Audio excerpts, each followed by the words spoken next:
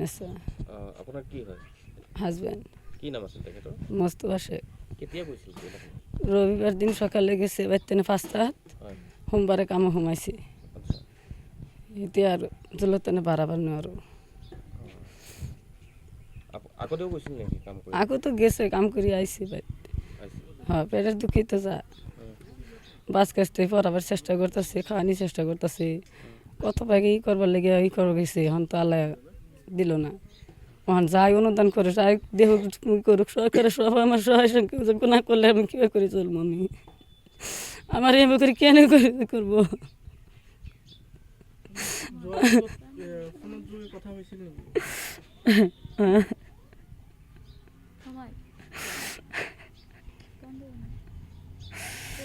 আমি আর কি করবো? আমি আমার তো কবার নাই।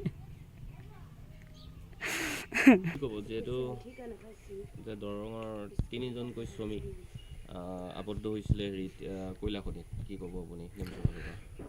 আজি আমি এই দৰং জিলাৰ যি দলগাঁও ৰাজচক্ৰৰ অন্তৰ্গত তিনিজনকৈ শ্ৰমিক উমৰাংচুত তেওঁলোকে কয়লাৰ কাম কৰিবলৈ গৈছিলে।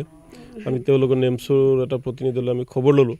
খবৰ লৈ দেখা পালোঁ যে ইয়াৰে যে কোনো উপায়ুক্ত অহা নাই, কোনো SP অহা নাই বা স্থানীয় যি ৰাজচক্ৰৰ বিষয়া তেওঁ ইয়াত অহা নাই এটা খবৰ ল'বলৈ। তিনিজনকৈ মানুহ মানে নিৰুদ্দেশ, এতিয়া নিৰুদ্দেশেই কৈছোঁ যিহেতু উদ্ধাৰ হোৱা নাই। আল্লাহ ভগৱানৰ ওচৰত প্ৰাৰ্থনা কৰিছোঁ তেওঁলোকে যাতে জীৱনতে উদ্ধাৰ হয়।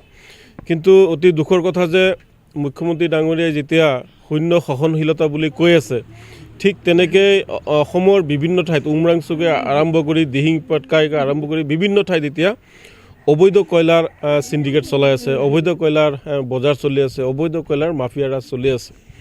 মুখ্যমন্ত্ৰী ডাঙৰীয়াই অকল বাল্য বিবাহৰ স্বামী ধৰি কোনোবা সুদখোৰ দালাল ধৰি যি চমক দিছে, মই আপোনালোকৰ জৰিয়তে তেওঁক অনুৰোধ জনাম যে এইবিলাক যি 2 নম্বৰী কয়লাৰ ব্যৱসায় চলি আছে এইবোৰ অতি সোনকালে বন্ধ কৰিব লাগে আৰু এই 2 নম্বৰী কয়লাৰ লগত জড়িত যিসকল মাফিয়া আছে তেওঁলোকে গ্ৰেপ্তাৰ কৰিব লাগে। লগতে এই যে দুখীয়া পৰিয়ালটো এতিয়া যদি কিবা হৈ যায় তেতিয়াহ'লে এই পৰিয়ালটো কেনেকৈ চলিব?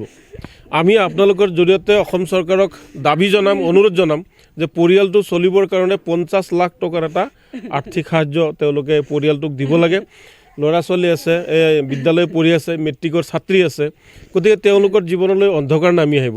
গতিকে আমি চৰকাৰক দাবী জনাইছোঁ তেওঁলোকক 50 লাখ টকাৰ এটা আৰ্থিক সাহায্য দিব লাগে।